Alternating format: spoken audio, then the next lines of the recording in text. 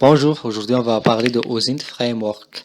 OSINT Framework, c'est quoi? C'est un outil qui permet de faire de l'OSINT, de recherche d'informations sur une personne physique ou morale, de recherche de documents confidentiels qui sont accessibles gratuitement et plein de choses. Donc OSINT Framework, c'est en quelque sorte une bibliothèque qui affiche toutes les solutions et outils qui permettent de faire de l'OSINT.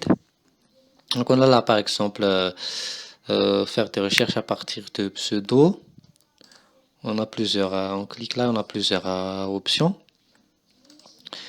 Recherche par adresse mail, là de même on a plusieurs options. Et ainsi de suite. Donc là on peut même aussi faire de l'OSINT sur Dark Web, ce qui n'est pas vraiment trop conseillé.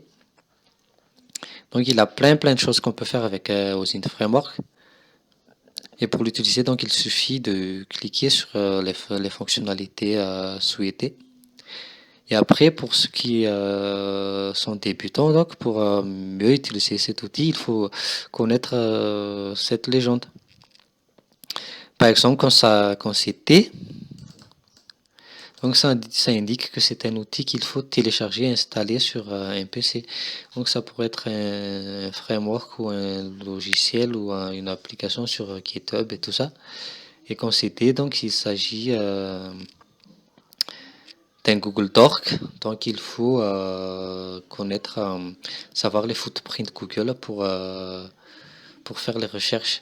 Et quand c'est R, donc ça veut dire que c'est un outil qui demande une inscription. Ça peut être payant, gratuit ou freemium. Et donc là, on va faire un petit exemple. Là, par exemple, sur la partie social network, donc tout ce qui concerne les réseaux sociaux. Donc là, si je clique, donc là, j'ai plusieurs options et moi, je vais voir ce qu'on peut faire sur Instagram. Donc là, on me propose deux outils. Donc là, c'est un outil navigationnel et là, c'est un outil qu'on doit télécharger, donc au Syngram. Donc c'est un outil sur GitHub.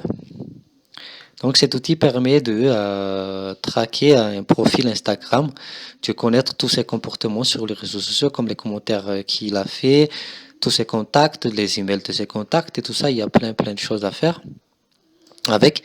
Mais c'est un OSINT quand même qui est destiné à un utilisateur qui a des compétences avancées.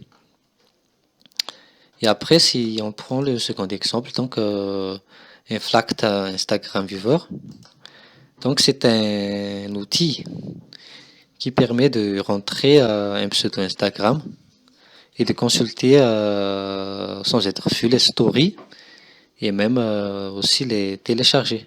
Donc là, il suffit de rentrer type une shape, j'ai tous ces stories, je peux voir ces stories sans qu'il ne les chasse et je peux aussi les télécharger. Donc je pense que on a un peu fait le tour, mais prochainement on va utiliser d'autres fonctionnalités. Merci à vous et à bientôt.